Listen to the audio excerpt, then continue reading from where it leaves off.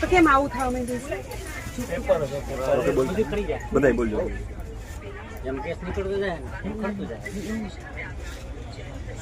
Photo લેવો છે? હા તો વહી જાણ. આજ તારીખ 12 જાન્યુઆરી 2025 અમે સુરત ઉધનાથી પ્રયાગરાજ મહાકુંભ માટે જઈ રહ્યા છીએ.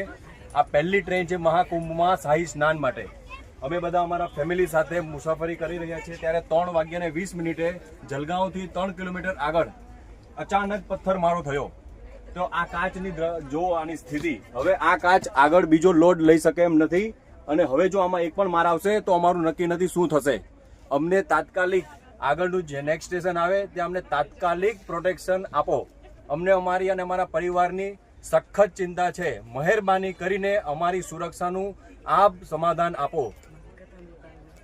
મારા માતૃશ્રી પણ અમારી સાથે છે, ભાઈ કાકા, અમે બધા ફૂલ ફેમિલીમાં છીએ. મહેરબાની કરો અમારા ઉપર, અમારું થોડુંક વિચારો અને અમને સુરક્ષા પ્રદાન કરો. આ દિન દહાડે જો આ હાલત થાય તો રાતમાં અમારી સાથે શું ના થાય, થોડું વિચારો.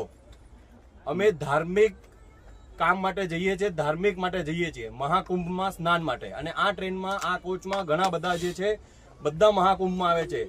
દિન દહાડે જો આ થતું હોય જલગાંવથી આગળ ભૂસાવલની વચ્ચે તો રાત્રે શું ના થઈ શકે. આગળ પણ હજી મહાકુંભની જેટલી ટ્રેનો છે એ બધી ટ્રેનોની સુરક્ષા માટે આપ કાળજી કરો, ખાસ કાળજી આપો, ખાસ સુરક્ષા. રેલવેમાં 139 માં કમ્પ્લેન પણ કરી. રેલવેના કમ્પ્લેન નંબર 139 માં કોલ કર્યો છે. એટલે હવે જોઈએ એ લોકો ક્યારે જાગે અને અમારી પાસે આવે અમને મદદ કરવા માટે. અમને અત્યારે સિક્યુરિટી જોઈશે કારણ કે આ હવે સહન કરી શકાય એમ નથી કાજ. એટલે અમને મહેરબાની કરીને સિક્યુરિટી પ્રોવાઈડ કરો.